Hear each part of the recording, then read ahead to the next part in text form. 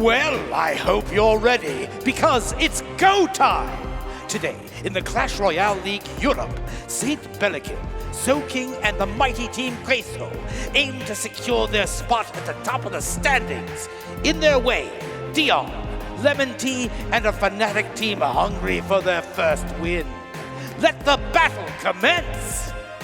Hello and welcome to Clash Royale League. I'm Rich Slayton. Joining me is Inverum, aka Paul Toddkill, to talk you through the action in Week 3 of the European region. The European region has had some amazing games so far, but we're not done yet with some awesome orgs like Misfits and Dignitas. Each team will play each other twice. The 4 teams with the best records go to the playoffs. The winner of that represents Europe in the World Finals. And of course, you can catch all the action right here on the Clash Royale League Esports YouTube channel. You can also go to esports.clashroyale.com to check out more information there. And of course, we have the new Esports tab in the app where you can keep up to date with all the amazing CRL action. For 2 teams, the journey continues today, Team Queso and Fnatic. Ooh, Team Queso going up against Fnatic. Fnatic, of course, Dion, Lemon Tea, Asuchini, some powerhouses here, some rising stars from the EU Combine, going up against maybe some more veteran players like Soking, Bennyhu, St. Pelican. St. Pelican, the standout from last time, really a fantastic player making his name on the stage right now. But before we get to the action, our friend Christy St. John is standing by with one of Team Queso's new stars, Kuchiku, and his coach, Termisfa. Thanks, guys. So, Kuchiku, first question. I see your corazon right here. Yeah. Can you tell me who that's for? Can you tell me what that's about? A ver, ¿Contes? Es un recuerdo que traigo desde casa y la verdad es que tengo mucha suerte ya que ha podido venir hasta aquí para verme. Oye, ¿dónde están?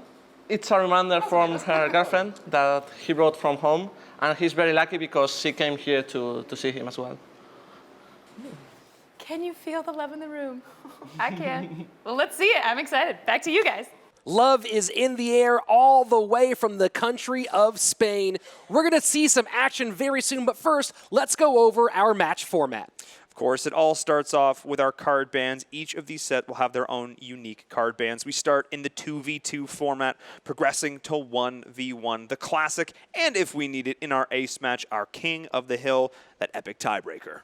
King of the Hill, of course, we don't know those lineups yet until we need them, but we will find out the lineups for 2v2 and 1v1 when we take a look inside the war room. I think they're both going to play tank-style decks, maybe double tanks, Lava Hound, Golem. We might see Golem Balloon. With Valkyrie out, I think Bomber is a really OP card. Is there anything you guys think we should be looking out for when going up against these two in 2v2? I like the Bomber idea, yeah. Okay. Yeah. Yeah, awesome. I think with Valkyrie out, that basically hard counters that card. So basically, I think you should both have it in their decks. Yeah. Yeah, and we're considering if we win the first set, maybe we switch to Logbait, try and throw them off their game, and we go from there. We have a few decks in reserve, so I think we're ready to go. And for the 1v1, you know the bans are Fireball and Valkyrie. Para el 1 contra 1, Bola y Valkyria. ¿Qué tienes pensado? Con estos bans yo creo que está bastante fuerte el trío con Hoggies o Bait de Bola, entonces yo creo que voy a iniciar con un P.K. para intentar sacar algún mirror o algo así. Mucho cuidado con su deck este de P.K. Horno porque lo veo muy probable, así que todo lo que lleves que vaya bien contra eso, porque viendo estos bans es lo más probable. The teams have plotted for victory and to avoid taking the L. Now, the dynamic duos will enter the arena for an epic 2v2 showdown. Let's battle! The players are on their way to the arena for this 2v2 set between Fnatic and Team Queso. Let's talk about Fnatic, Asuchini, and Lemon Tea making some slight shifts to who's playing the 2v2 here. That's interesting, seeing how Fnatic are looking to switch things up in this matchup. Going up against St. Pelican and Soking, another change here from Team Queso. Team Queso, even though they won, making some changes, showing a lot of confidence in their roster. You say if it ain't broke, don't fix it, they'll fix it anyway. Well, they're going to look to keep experimenting, and that's the thing. We're still here at the start of the season, so we'll see how that plays out. Valkyrie and Tornado ban. Tornado, a staple here in 2v2, but seeing a Valk ban, what could that mean?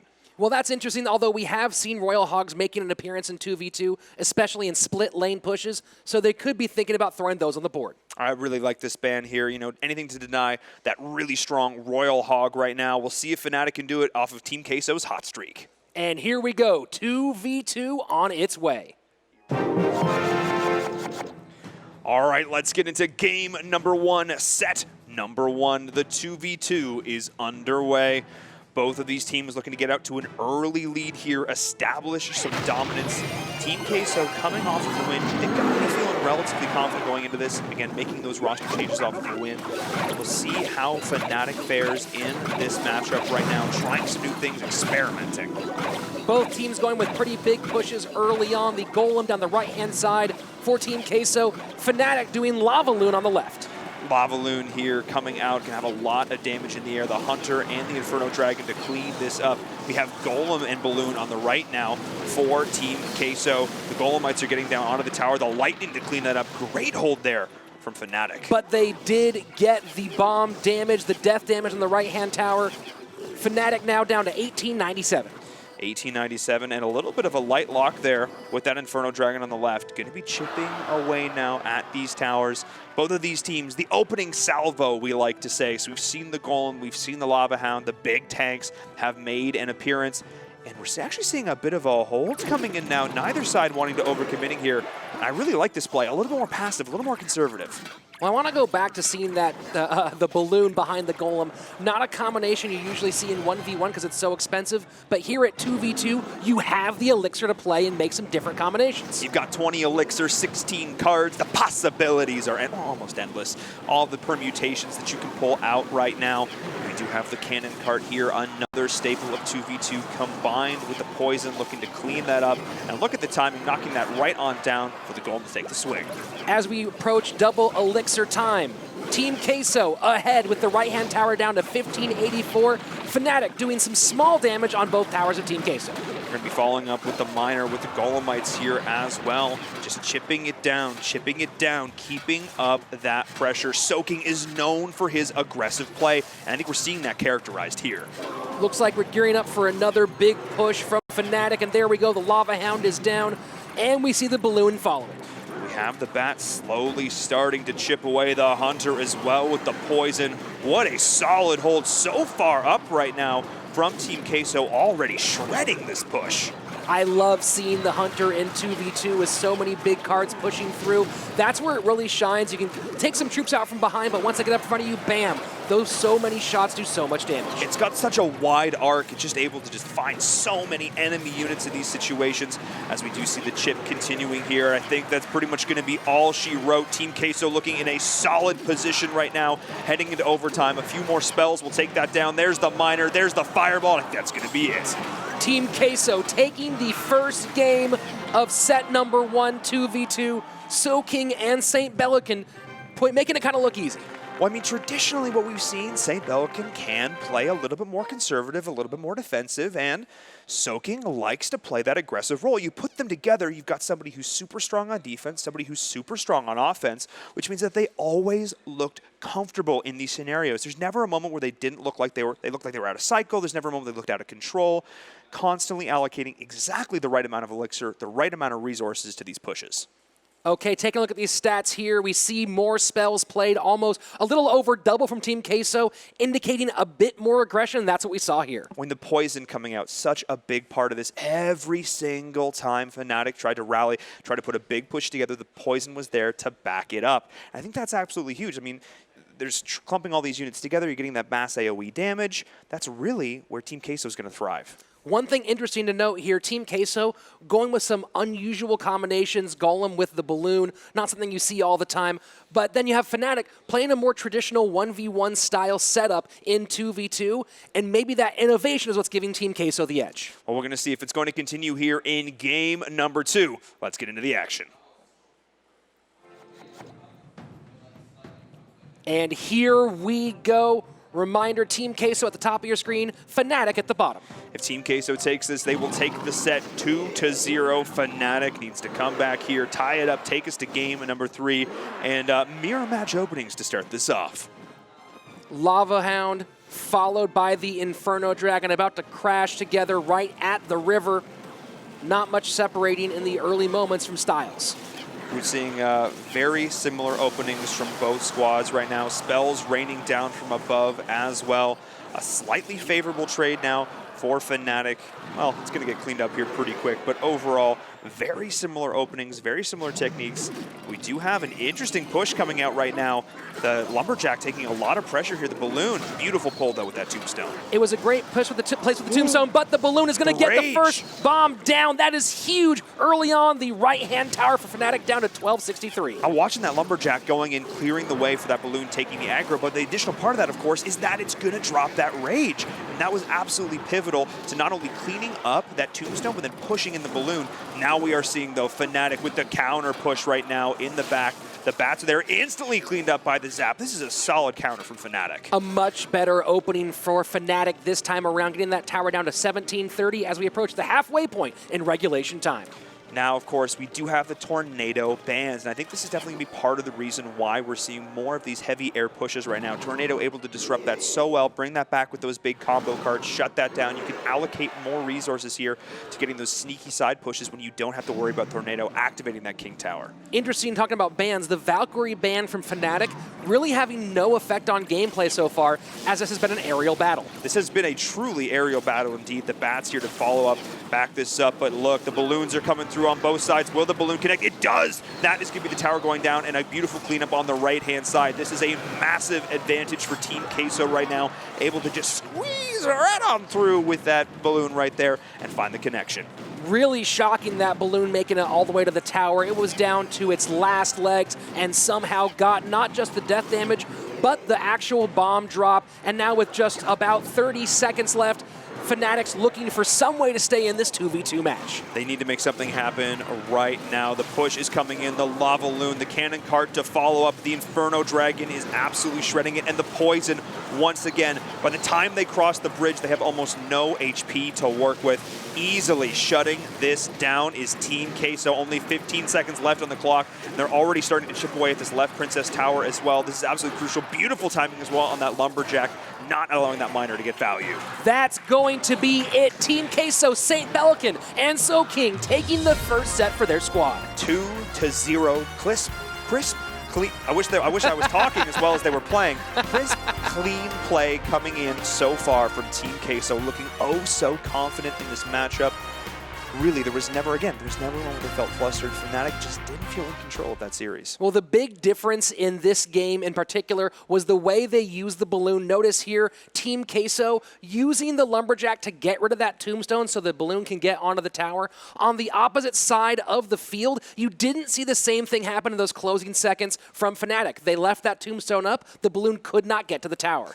Interesting here, note, it didn't really seem like less spells played for Team Queso this time, so they're able to vary and adapt their styles. It wasn't like they were crutching on those spells to get the wins. They just played solid, consistent play, and that's all they needed to take the win here. St. Pelican Soking getting set number 1. Do you know what time it is?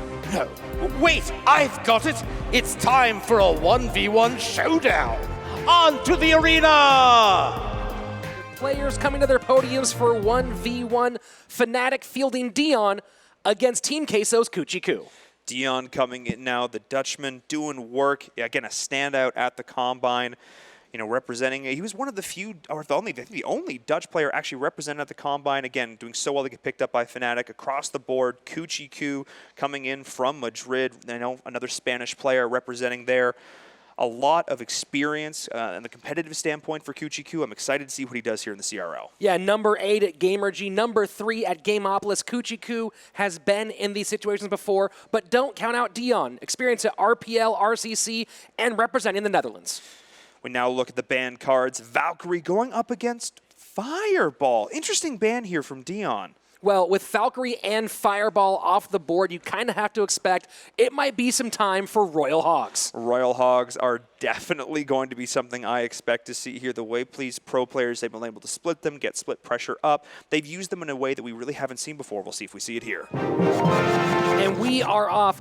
Another interesting note about the Fireball being banned. In this case, Dion really solid with the 3M Pump Royal Hog combination. This might play right into his hand. Oh, it might. I mean, we see Poison subbed in for Fireball a lot in this situation as well, but with 3M, I think it's definitely a possibility here from Dion. Kuchiku starting off with a Flying Machine. This could be indicative of a few different things, and the Furnace now from Dion. Flying Machine, another card that gets a little buff when Fireball's off the board, and now the Ram comes down for Kuchiku. I wouldn't be surprised to see the Bandit coming in as well for Kuchiku right now. Standard bridge spam we're seeing with Zappies in play. Would not be surprised to see that coming out here for him, but a solid push now being able to peck as well. Yeah, that's exactly what we're seeing right now, peck bridge spam. So really standard right now for Kuchiku. I feel like there's still a little bit more of Dion's deck we're waiting to see. And the Ice Wiz really starting to show. It looks like it's going to be that favorite deck from Dion. Or, no, the Ice Wiz, very versatile, maybe not. We'll see what he does here. But now the Bandit, and as you called it perfectly, Paul, that deck looking exactly like it played. Yeah, this is a really strong deck in the meta right now, able to just get pressure on both sides simultaneously. We're actually seeing the Poison coming down now, just denying the Furnace, which is going to be keeping up the pressure here on this right-hand lane. There, the Zappies as well. You want to split the Zappies in the back, have them push to both different lanes, and then when they respond to some of the Zappies, you can get a Ram down to the side, a Bandit down on the other side. Watch for Kuchiku to exploit that every single time Dion tries to defend. 15:08 remaining on the right tower for Dion. So far, Kuchiku standing pretty tall on both sides. So really don't expect to see the P.E.K.K.A coming out from Kuchiku so far unless something goes across the bridge right this. P.E.K.K.A is always going to be a defensive response from Kuchiku here. He's not really going to be looking to build too many pushes behind this, just forcing Dion to respond to this and really using this as a defensive measure. Nice kite from Dion, getting the P.E.K.K.A across the board, but also making room for the Bandit. Forced to play the Furnace to block.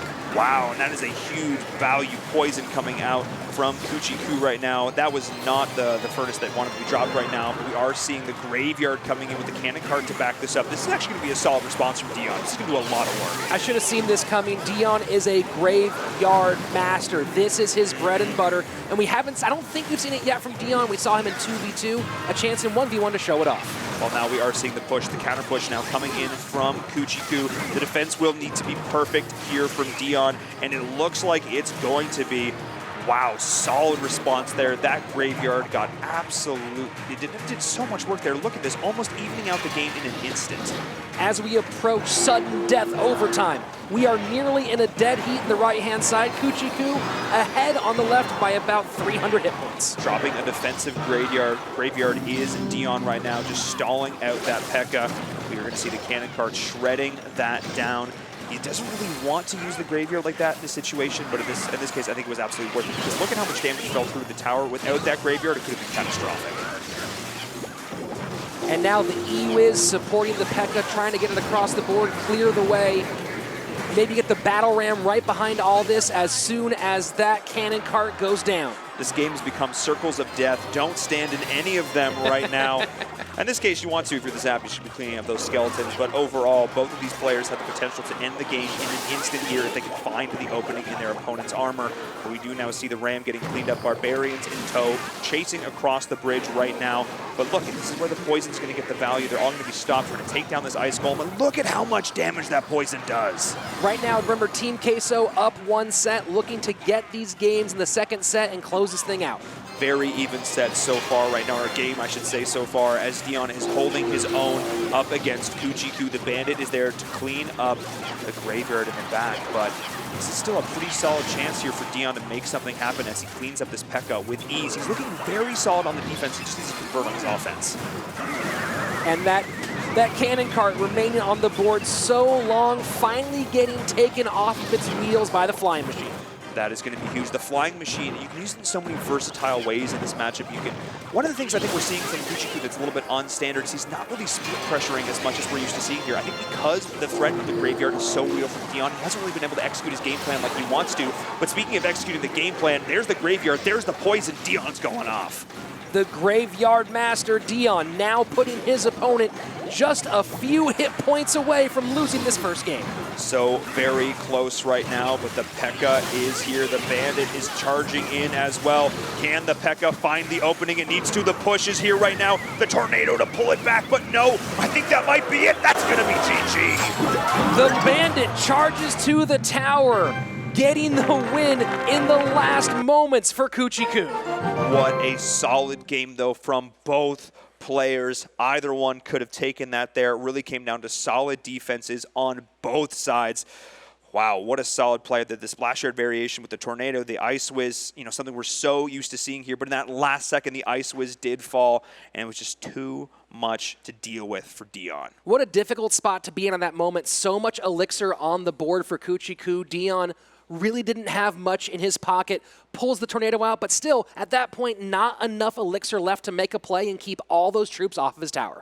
One of the things here, too, is you have to talk about the poison graveyard interactions. Traditionally, you see, if somebody's going to drop a graveyard, you can just easily counter it with poison, but so often that we saw poison used offensively there in that last game, so we'll see if anything changes here in game number 2. Game 2 on its way. Here we go. The Zappies split in the back by Kuchiku. This is exactly standard. Now, once the response is going to come out from Dion, we will probably see a Bandit drop on the left-hand side, the Ram drop, but no, still just playing out a little bit more conservatively here is Kuchiku. Again, this is very similar to the deck that we saw Razor run on his amazing run yesterday, so we'll see if this follows up. And again, there is the combo. There's the poison, there's the graveyard, just instantly looking to do some initial damage, but cleaning that up with ease is the poison.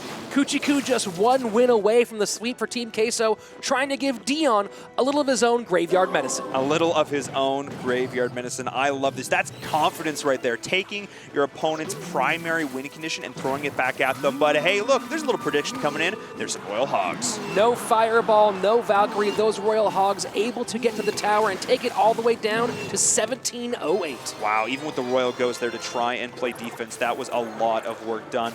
So we are seeing the graveyard coming in, the Ice Golem here as well. The Evil is going to look to try and clean this up, but this is a really solid push from Kuchiku. Dion letting that tower go down, potentially. You know, you have to wonder if he had one of his spells and maybe his poison out of cycle at the moment, and now taking even bigger damage, giving the good game. Something is going wrong here. Dion not really feeling this, realizing he's now insurmountable behind. The good game has been called. I think he's going to still play this out, but if his only real response is an Inferno Dragon into the Zappies, that's not a fun place to be. That is the saddest little Inferno Dragon that ever did breathe fire. Inferno Dragon being handled by the Zappies. Kuchiku now kind of in cruise control mode, taking his time. He does not have to do anything. He can just sit back, defend, and let this game play out. Kuchiku is going to look to close this out and take the clean sweep for Team Queso. Undefeated in this series, and that is going to be just a rough spot to be in if you're Fnatic right now. A bit of a bad spot in terms of morale, but look, I know these guys. They can definitely rally here, definitely look to come back. But again, this is not over yet, but this is a very rough spot for Dion. 37 seconds left. Dion making a push on the right-hand tower, his Mega Knight getting kited away, and a second one dropping down. Can he get one tower down and make Kuchiku make a play here? He's going to have to make something big happen right now with 2 Mega Knights. Maybe that's the play. The Royal Hogs are here as well. This might not be over yet from Dion. He's pushing in onto the tower. The Royal Ghost there to try and defend this. The log as well, but the tower is dropping so quickly here. Dion may have said GG, but this game ain't over yet. Oops here from Kuchiku. This is the rally from Fnatic. Dion getting back in the game, making things really interesting, although you still have to look at just around 1,000 hit points on each one of his towers. He has to defend those perfectly over the next 3 minutes to have a chance in this match. Dion finding an opening here in double elixir time, getting the push down that he needed. That was absolutely critical. This could actually be an interesting turnaround here. The Mega Knight coming in with the Royal Hogs as well. That is such a punishing combo. And a little distraction here from the Tombstone, but now the poison, the Royal Hogs getting some damage on the left-hand tower. Dion making things very interesting in sudden death overtime. But we are seeing the graveyard coming down now for Kuchiku, and as well, the poison is there. This tower is dropping so quickly. This is so hard for Dion to deal with, and no, it's just over. And there you go, Dion getting a taste of his own medicine. Kuchiku saying, oh, you're the Graveyard Master? Let me show you how I play. And with that, Team Queso takes the win. Two quick sets, that was it. 2 quick sets. They are so relaxed. I think that's how confident they felt. We've seen so many bursts of energy. They go off. I'm like, victory. wait, do they definitely won, right? Because the team was just so chill, so calm. Yeah, this is another Oh, great yeah, we balance won. for us. Oh, yeah. There we Okay, go. sure. Easy peasy. What an unbelievable performance. Again, that's now so many great works from, you have St. Belikin showing off in 2v2, but here we have the first graveyard on the right-hand side, taking that tower down, and you can see the face of Dion, little wipe of the sweat off the brow. I think at that moment he knew he was in a lot of trouble. He knew it was. I mean, he was able to rally and execute a gorgeous push. Look at how fast that tower goes down, but just wasn't quite enough there. Dead even in terms of elixir spent, but using it just a little bit better was Team Queso. Kuchiku playing a little fast and loose with his left-hand tower there, making it really interesting for all of us in a game that seemed like it was over, but then he turned the corner, got that next graveyard poison down. Game, set, match, Team Queso. Speaking of Team Queso, we actually have Christy St. John standing by with the winner, Kuchiku, Team Queso. Oh my gosh, 2 amazing games, 2 close games. Were you scared at any point? Were you unsure? Que vaya 2 partidas más igualadas, vaya que si estabas asustado en algún momento. Sí, sobre todo en la segunda, porque ha habido un momento que me he precipitado, he ido por las 3 coronas, y ahí es donde me ha asustado bastante, la verdad. O sea, Yeah, in the second game, because he thought he won, so he overcommitted a bit, and he almost lost because of that, so he got scared, but yeah, he recovered. yeah. Hey, maybe that love gave you a little bit of luck. Yeah, a little more to the suerte. Yes, Something I think like- Great, back to you guys.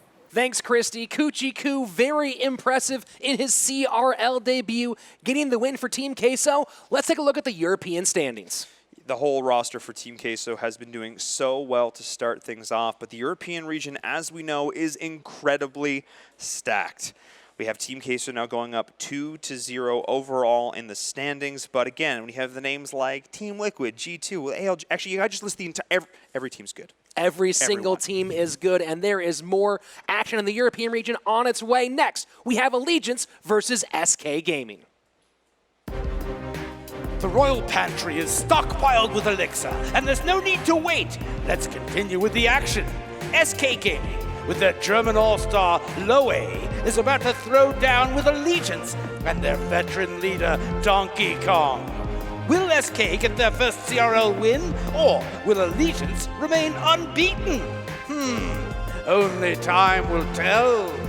And another big-time matchup on its way in the European region, SK Gaming versus Allegiance. Allegiance, of course, a team of terrifying Frenchmen, and we saw the power that this team brought to their last battle here in the CRL. Donkey Kong, the veteran, and Lupanji, of course, the EU champ, doing so much work. Okay, there's one American there, tied. He's there too. Across from them, SK Gaming with names like Morton and Flobby, and of course, Loay, who is standing by with Christy St. John so we can get some insight into his gaming. Thanks, guys. Loay, Lupanji dominated his first match against the Misfits. Can you tell me how you watched that, how you strategized from seeing him play? So we all as a team watched the game. We saw which deck they played, and they played really good. And today we prepared way better than our last game, and hopefully we can win today. Absolutely. You prepared way better. So, last question. Do you think you're going to win? Yes. Absolutely. And back to you guys. Thanks, Christy. Our second match today in the European region coming up soon, but first, let's review our match format.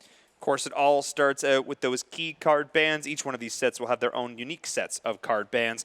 We start off with 2v2, the new format here for CRL. From there, we go to the 1v1, and if we need it, we will progress on to King of the Hill, our epic tiebreaker. Of course, those lineups for King of the Hill not set unless it's necessary, but we'll soon know who's going to come out for 2v2 and 1v1 when we go inside the war rooms. Bon, bah, je le refais pour la 3e fois. Du coup, les gars, 2v2, Morten Flobby.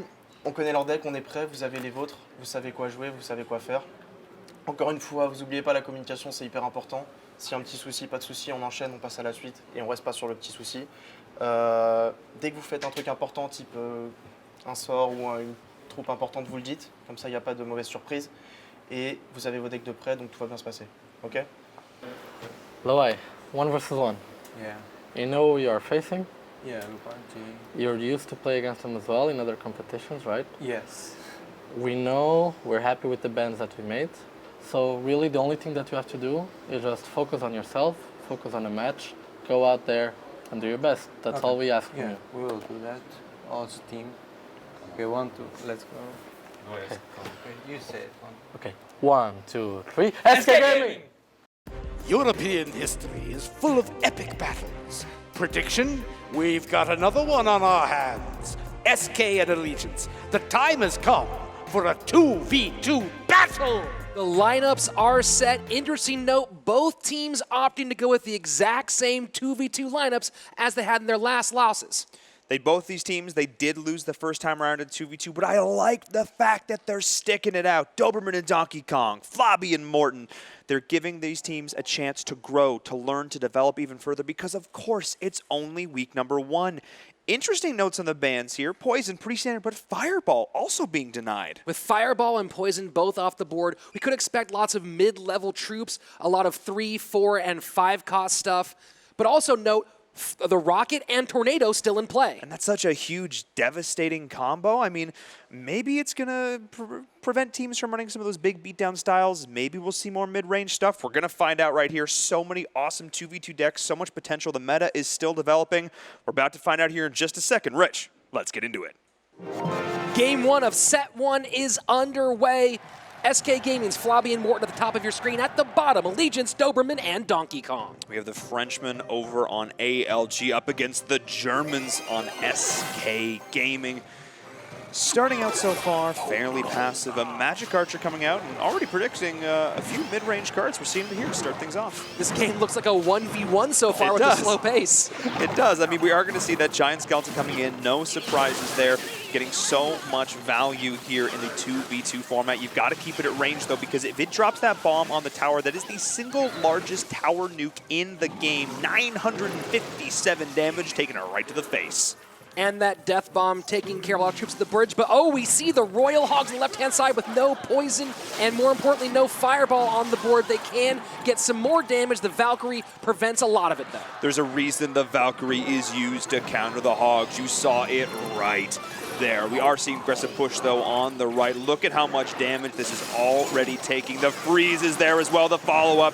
The Inferno Tower is going to drop. Look at how much damage there is in the air. The right-hand tower in danger, looking like it. Yes, it will drop. And again, that's the difference in 2v2. We've seen the Golem Graveyard freeze a bunch, but here we see Lava Hound Graveyard freeze. We're just seeing a variation on the same old song and dance right now, and I like it. The freeze coming in. We called it the old Wombo combo, bringing in some more terminology here to Clash Royale. It is such a devastating combination of moves on the left-hand side. Once again, we see the Royal Hogs coming through, and no Valkyrie immediately here to deal with them. A little support from the Magic Archer helps clear the way. The left-hand tower for SK Gaming now down to 804. I mean, there's some sort of karma going on when the E-Wiz gets taken out by Zap right there. Something's going on in that moment. Both of these teams just deciding to back up, take a breath. I may have spoke too soon. Already we see the Royal Hogs coming in to try and take down this tower. It is getting, oh, never mind, it's gone. We see now why Allegiance banned the Fireball. A beautiful use of Royal Hogs, getting them back in the match as we enter double elixir time. But now it comes down to ALG to mount the defense right now. They need to stall this here. The Ice Wizard's doing a very good job. No, they're actually going to take down that Ice Wizard here, but there is the freeze once again. We are starting to see the skeletons coming out. Beautiful hold this time around, though ALG was waiting for that freeze. Very smart play, trying to keep that Giant Skeleton away from the tower. That bomb is very close. It does not get the death damage, though. Perfect timing on that Tornado, pulling back all those pups, dispelling that. That was a masterful hold from Allegiance right there, I must say. I was expecting to see the left tower go the same way of tower on the right-hand side, the tower number 1, I should say. But no, they were able to rally, able to hold it here, and able to do some return damage on the King Tower of SK. Interesting note, not picking up the cannon cart on the left-hand side. Now SK's King Tower and Right Princess Tower both in trouble as we enter sudden death overtime. Beautiful hold here on the right, though, from SK. And I love the fact that SK wasn't afraid to take some damage onto that King Tower in order to build up the elixir for an effective push. They knew that tower was not going to fall. They were not going to get 3-crowned in this moment, so they decided to focus in on the win. And the Tornado, again, not on the ban list, doing its job, but now the Graveyard starting to do some damage on the left Princess Tower, down to 1355. Getting the freeze there is so useful just to shut down all of that defense. The tower is getting whittled away, but fairly even actually so far on both sides. The lightning connecting there onto that Princess Tower. So we're actually looking at a fairly even matchup right now. In terms of overall total HP, ALG is in the lead, but this is still very close. It'll be interesting to see if these Royal Hogs can do as much as they did before. I might have spoke a second too soon. I was going to say that now that they know what they're expecting, they can play defense, but that right tower down to 591, but we do see a graveyard push on the left-hand side from SK. And there's the freeze once again as well. The log is going to be there to look to clean that up, and that is a beautiful tornado as well. The pups, not quite as perfectly timed, though. The pups are surviving just a little bit longer, but still, Allegiance is holding on.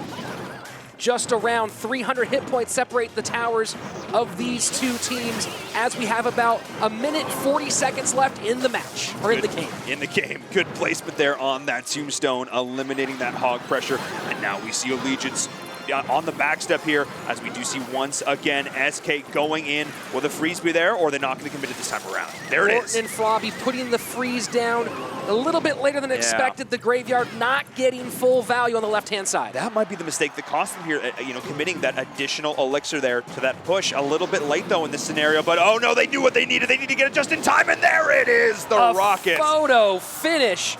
Look at that, the right-hand tower of SK Gaming was down to 237, but they had two big spells, were able to take down the left-hand tower and seal the first game. Just needing to get it under 432 HP. That's the magic number when it comes to lobbing out that rocket.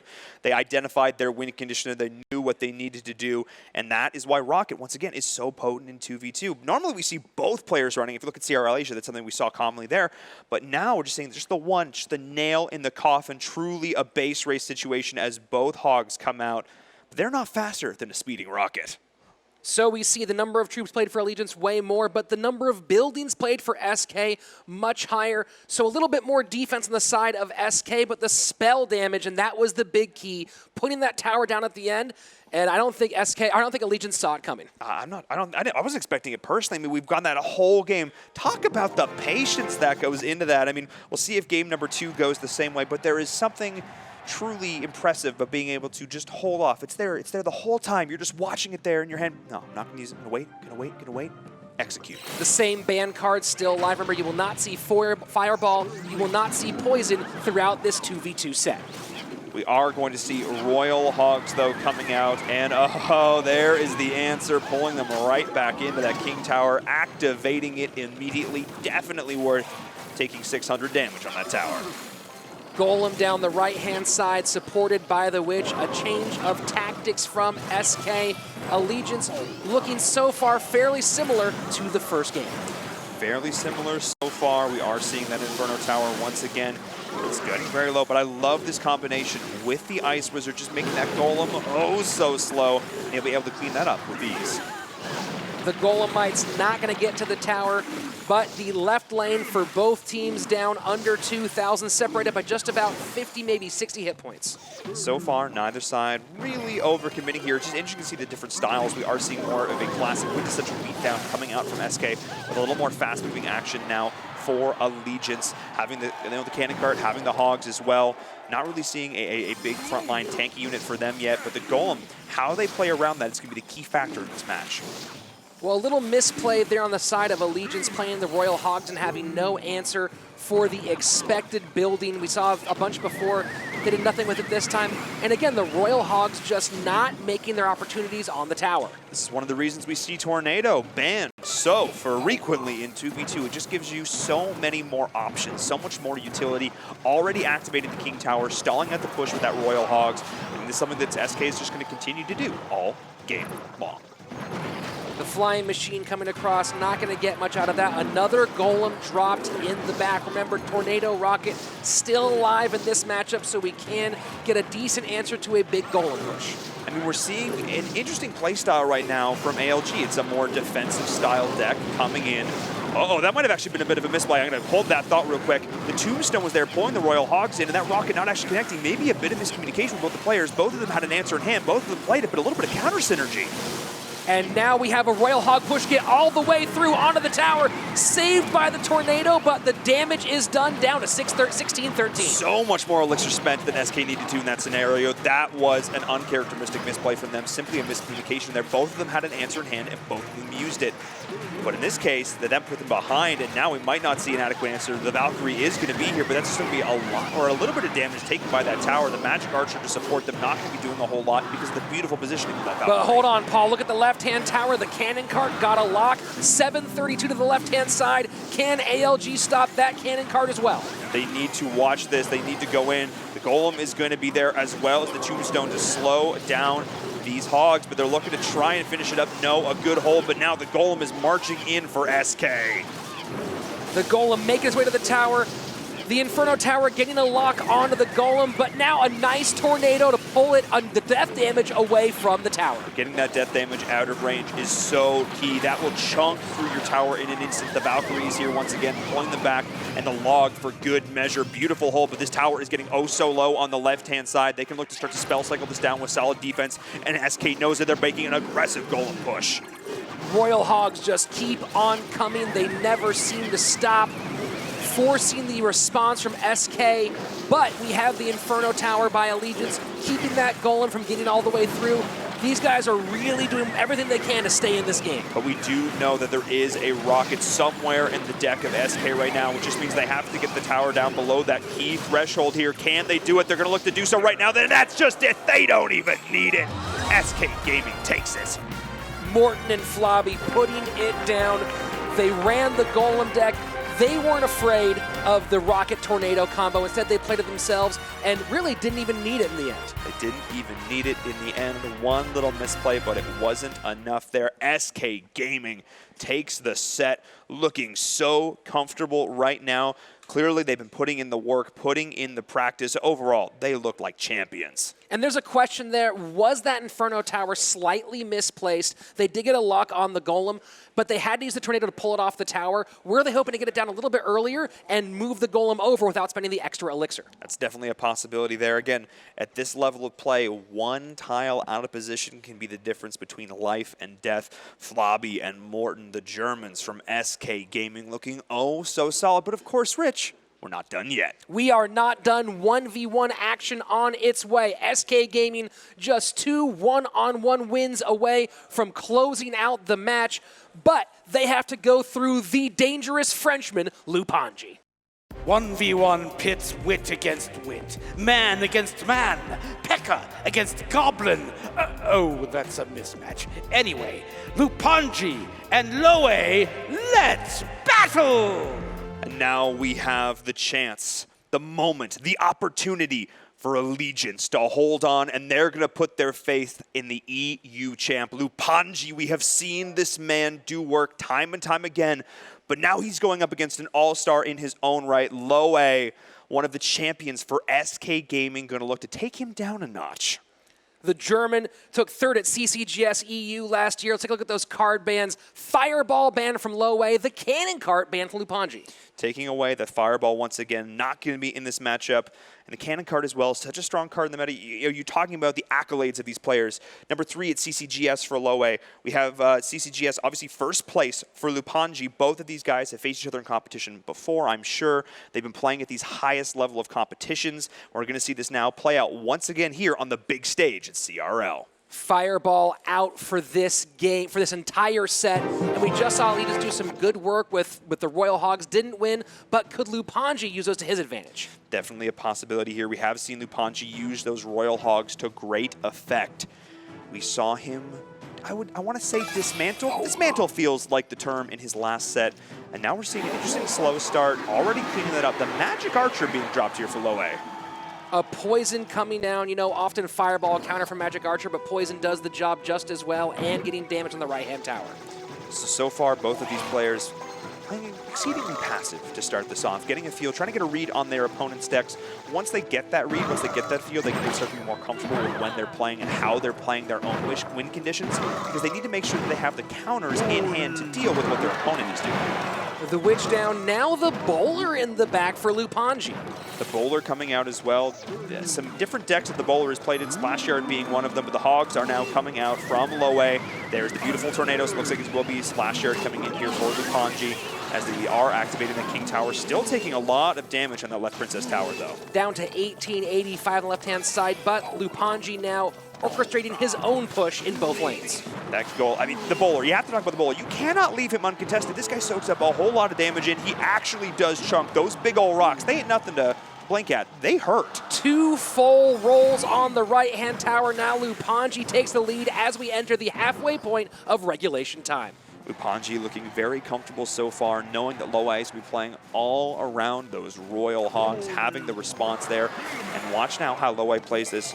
It's actually going to slow it down still. He's not overcommitting. I like this from Loay. He's just putting down this tombstone, slowing things down, waiting for the opportunity, waiting for the opening of Lupanji's cycle to really start to dish out that pain. He might think he has the advantage in double elixir time, but with the deck that is shown from Loay right now, you got to expect something big at the end, possibly a 3M near. Possibly a 3M coming in as well. Good positioning on that Magic Archer and getting value in both lanes as the Royal Ghost is going to be here. But man, look at how fast we have that Valkyrie dealing with the pressure. And now once again, the Bowler is here with the Royal Hogs trying to circumvent it. There is the Tornado as well as the Ice Wizard. This is exactly how you hold the Splash Yard. Bowler doing great work here in the second set, 1v1. Not going to get a chance, I think. No, one roll down. It does contact the tower. Now damage for both sides of Loay. Damage for both sides here, but watch what happens. Oh, that was a nice positioning there on that Ice Wizard. Beats the second. If that Magic Archer kept firing here, it will continue to pierce and damage the tower in the back, instantly shredding right on through the lines of Skeletons. But look at the value that Poison is going to be getting. The Witch is here, going to be doing some initial pressure here on the right, on the left I should say, but on the right, here comes the Graveyard. The patience of Lupanji as we enter into sudden death overtime, really not pushing the pace whatsoever, confident in his ability to win this game. Loay has the Poison to deny the big bulk of the value there on that Graveyard, but still one card being held for Loay. There could potentially still be something in the back pocket for him. The Valkyrie trying to get across the bridge. The Witch and Ice Wiz stopping it in its tracks. And the Poison also doing work against the Flying Machine. Doing work against the Flying Machine as well. We do have the Graveyard coming in, maybe keeping up that pressure. The Witch and Ice Wizard, I should say, is here. The Valkyrie, of course, so adept at dealing with this Graveyard, but a few hits are still slipping through. And the Bowler on the left-hand side doing some work there against the Magic Archer. The right-hand side for Loay now starting to get, now we have 4 Zappies in the lane. And the Royal Hogs. A split push from the Royal Hogs, a little change in tactics now. Oh, but a beautiful Tornado catching so many of them right now, cleaning those all up with ease. Lupanji, the EU champ, is looking so terrifying right now. The timing on that was absolutely perfect. And look at the positioning on that Poison as well. Going to be getting some few hits in with those Skeletons. The Witch is there to follow up. This could be it. They're getting so close. No, the Flying Machine is there. The Poison positioning was fantastic because it not only protected the Skeletons directly, but it also took down that Magic Archer, which was one of their problems. That was such crucial positioning there once again, and every single time, good game being called by Loay. He knows he's in that crucial range where the Poison will clean it up. That is going to be GG. Lupanji taking game number 1 for ALG. Lupanji again, a stalwart here in the 1v1 competition. And one of the biggest to talk about is his choice of playing the Bowler and Tornado. You know, you look at the Fireball ban, probably expecting Royal Hogs. Bowler Tornado together is a fantastic combination. Now, some people look at that and go, well, that's 7 elixir spent to go against 5, but you keep the Bowler on the board. And not only that, every single time the Hogs went down, there was an attempt at support, which means that he got more value than just the Hogs every single time. You know, Loay, of course, he's saying, I'm going to support my push, but he was also just putting more fodder into the Tornado, I want to say meat grinder. Loay with the slightly faster cycle in his deck, but he could not out-cycle the Bowler of Lupanji, who takes the first game in the set for 1v1. Allegiance now looking to get the second game down and a win for Lupanji. So now we do see, of course, the potential for SK Gaming to bring this back, reverse sweep, and take it in 2 sets. However, Allegiance now completely denying the sweep, which is good. However, there's still a bit of a road here. There's still a bit of a mountain to climb. A little cheer for Allegiance Lupanji from the stands there on your board. A slow start here for both players. And a nice Ice Golem in the back just to cycle, get things started. Just to get things started here from Lupanji. We are seeing the split zappies as well. So there's a lot of potential coming out here. Loay probably going to be running a beat down here with this Night Witch. Could be Giant, could be Golem. We'll see what he opts to keep with this. But again, neither side just really overcommitting. 3M now for Lupanji. This is going to be probably a bit more bridge spammy coming out from him. And we are seeing Loay with that Golem. Remember, no Fireball at all in 1v1 today, so you might see that 3M get put up at the front of the board early as well. And keep in mind, if Lupanji wins this game, he takes the set and sends this match to King of the Hill. He did that last time around. Can he repeat the process? King of the Hill, of course, where so many of these all-stars get to shine. The Hogs are coming in from him as well, splitting there down the middle. The Hunter trying to clean up those Golemites, but they are going to get the lock there onto the tower. And this is actually a lot of damage coming down the left-hand side from Lupanji.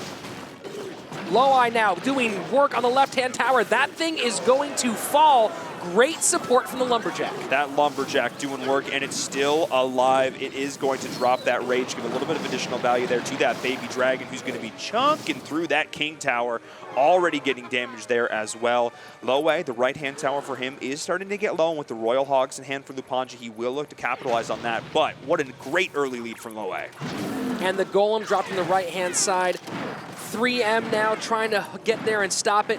One note for Lupanji, though, he does have significant damage on both towers. And there you see the Stray Musketeer, putting the left-hand tower now under 1,000 hit points. But the Golem is going to connect here on the right-hand tower for Lupanji. Once again, the Golem, there's just not a really strong answer being utilized here by Lupanji as his right tower is getting so low. I think it might drop again. The Ice Golem there with perfect positioning, but the Lumberjack to follow up. This tower is getting so very battered. The Zappies get down just in time to preserve the right-hand tower. We are in double elixir time, just around 40 seconds left in the game. Can Lupanji send us into King of the Hill, or will Loay force a third game in our second set? Oh, we do see the Tornado here trying to pull back. I think keep into one lane, the Three Musketeers, but the push is now coming in from Lupanji just the same. This tower is getting so very low, and I believe it may fall here. Want a couple more attacks are going to get through, and no, beautiful cleanup there with the Baby Dragon. So the defense is real. The poison is going to clean that up, though, for Lupanji. We are going to go into overtime. Sudden death on its way. Lupanji, once you think you have him down, and he pulls it out here as we get done with regulation. And now he's essentially in the lead. This Princess Tower on his right-hand side has more HP. He's going to be more adept to deal with this, but a beautiful poison positioning combining with the Golem push now for Loay. He's feeling strong. He's feeling in control. The bats are going to be spawning, keeping the additional pressure up, and the Hunter is there, but still, look at how close this Golem is getting to the King Tower. Don't forget that King Tower already down to 2503. So really, Lupanji has to defend on both sides, but now Lupanji doing damage to the King Tower on Loay's side. And we have the Golemites swinging here as well, chunking down the King Tower. It looks like Loay is going to just try and clutch this out in a 3-crown win. As we do see the push being mounted once more. What a classic combo. The bats providing that much needed air support for the Golem. And the Night Wish is there just to back it up. We'll see what additional troops Loay will commit with this. It is anybody's game here in the second part of our potential 3-game set for 1v1. Lupanji is looking to close this out and take us to King of the Hill, and Loay is looking to reverse sweep and take us to game number 3. Can he do it right here? The poison, though, for Lupanji is chunking down the forces of Loay, but they are managing to get here onto the King Tower with the Rage as well. This can be crucial, and they are going to continue to get those hits, and it's getting so very low. Down to 774 is the King Tower for Lupanji. We have not yet in this league seen him up against it so difficult.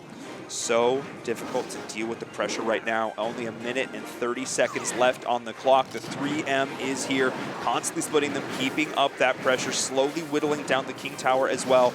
But watch this now with those Zappies just slowing down the Golem. So critical, but actually looks like you could see potential coup de grace on the right. Royal Hogs getting through, taking the King Tower of Loay down to 1382.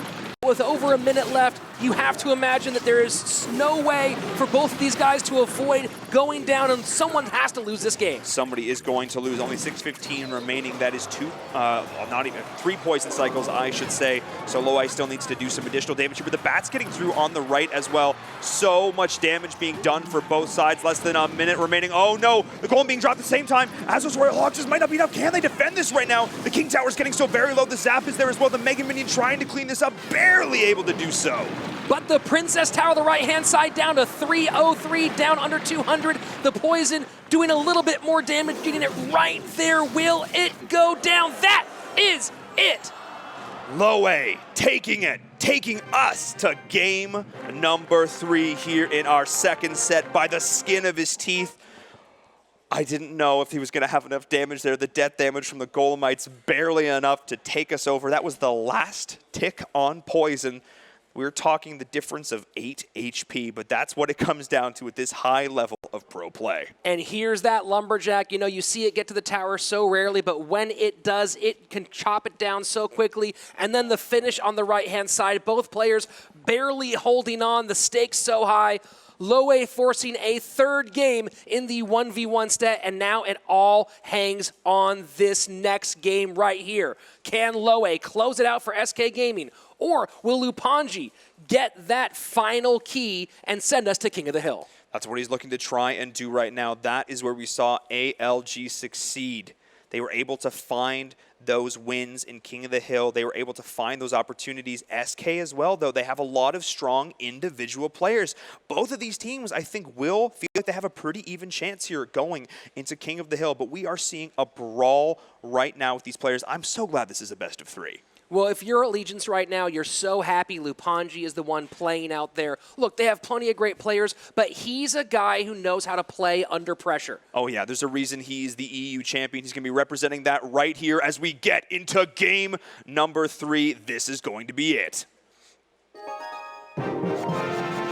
And here we go, the third and final game of set number 2. Loay at the top of your screen, Lupanji at the bottom. It all rides on this moment right now. This moment right here, right now. Allegiance is fighting to take us to sudden death, to take us to King of the Hill, while Loay is looking to put it away into both teams. Just chilling, just splitting zappies, just having a good old time. Allegiance again in their last match went to King of the Hill after going down in 2v2 and were able to pull it out and get the victory on the back of Donkey Kong. Lupanji looking to create the same opportunity here. Both of these players, you know, just looking to create some drama here, taking this to game number 3, you know, making it interesting, right? You know, that's what it's all about. The E-Wiz down, the Bandit, and the Zappies. Looks like the deck coming together for Lupanji. The deck coming in from Lupanji, maybe a little bit of bridge spam there as well, potentially a ram. Well, yeah, I think that's probably what we're going to be seeing here with this flying machine. The poison now coming out from Loay as well, giving a little bit of additional control, a little bit of options here. And look at the perfect positioning on that, catching the flying machine all the way through. A nice little free-to-play deck for Loay so far. One that you can use at home to try to get yourself to this same kind of level. And he is looking to close out Lupanji right here, right now. He's going to have to deal with the split pressure here. This is what it's all about. You put your dappies down in the back, you force your opponents to respond, and then you create openings, put pressure on the opposite side. Loay, though now is putting down his own Royal Hogs, but the E-Wiz is going to be pretty adept at dealing with this, but still a lot of damage going through. The Royal Hogs getting to the tower, taking it down to 1768 as we get closer to double elixir time. Of course, the Valkyrie, traditionally a card that we see really good at dealing with that, but not really coming out here, and I don't expect to see this for the deck for Lupanji right now, so how he deals with those Royal Hogs is a good lesson for players. As you said, like if you're looking on the ladder, how he deals with those Royal Hogs is something that you all should take note. No Fireball active again in this 1v1 matchup, and there we see the 3M. Looked like what was going to be happening, and now it's on the board. Now it's on the board. There is the Ram as well, though, coming out now for Lupanji. The second the 9 Elixir was committed there on the left-hand side, he's pulling out that Ram. The poison is there as well to clean those two up. Beautiful hold right now for Loay, though, as he's just taken these all down with ease. Loay, the CCGS standout, who has some big-time wins over people like Surgical Goblin and Soking, looking to put one more notch in his belt here against Lupanji. He's doing to do more than that. He's looking to just close it out. 2 games for SK right now, whereas Lupanji, there's a lot more riding for him. in this situation. He has to win this game if he wants to take it to sudden death for his team. Loay has a little bit more breathing room here, but you know what? Right now, with the way he's playing, I don't think he needs it. Lupanji doing well against those three Musketeers so far, but the Royal Hogs getting through on the left-hand side, taking that tower down to just under 1,000 hit points. When you add in the poison on the back of that, this tower is starting to move towards that crucial lethal range, and Loay is doing this all while executing textbook perfect defense. He's only taken a few hundred HP of damage across both towers, and now he's bringing out the 3M of his own. It's so hard for Lupanji to get these cards across the board. The Ram running right into the Zappies, running right into the Hunter, running right into the 3M. Not much place for it to go. Well, it's interesting here, too. This is finally where we see the P.E.K.K.A come out. Traditionally, P.E.K.K.A used to deal with things like the Hog. Not really effective against those Royal Hogs, though, who are doing so much damage here on the left-hand tower with the poison there as well. That is going to be it. We are seeing it right now. SK Gaming are taking it here in 2 sets. They are taking it over Allegiance. The sweep for SK Gaming, getting themselves into the win column. Really fantastic performance, taking down a guy like Lupanji. What beautiful play there from Loay, number 3 at CCGS EU, taking down that number 1, showing that on any given day when the matchup is right, when he's feeling it, take down anybody in Clash Royale. And that's the beauty of this game. On any night, it's anyone's day, and today, it's the one for Loay. Loay is just such a beast right now, showing up here. Didn't play in their first game here in Clash Royale, their whole first set, but either way, fantastic. We're going to shoot it over. No, actually, we're not. We're going to take a look at this replay real quick, Rich.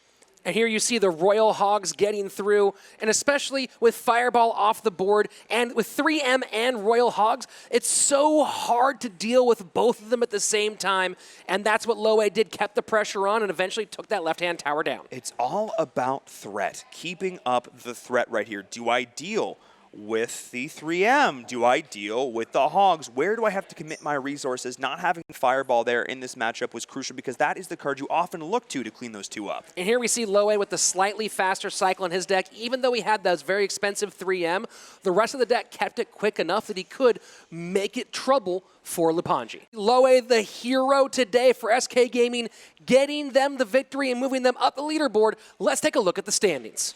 Let's take a look now. That pulls them up 1-1 right now. Just so close to that key 4th position spot. Them and Allegiance sitting right tight and close in the middle of the pack. We did see Team Queso, of course, getting that 2nd win there right up at the top. But of course, it's only the first week. There's still a lot of room for these teams to move all around those standings. Plenty of movement here on the leaderboards in potential, and you'll see more of it coming next Tuesday when we return for Clash Royale with the European region. We'll see you then. I'm Rich Slayton. For Paul, Inverum, Todd Kill, this is Clash Royale League. So many battles, so little time. Wow, Loay really kicked some donkey there. Executioners have executed, flying machines have flown, and the P.E.K.K.A has done what P.E.K.K.As do. It's the very best Clash Royale players on Earth, fighting for supremacy in the standings. And though some have done better than others, a long road lies ahead. In case I forgot to ask, please subscribe to the Clash Royale Esports channel and stay tuned for the very best in the game. This is the Clash Royale League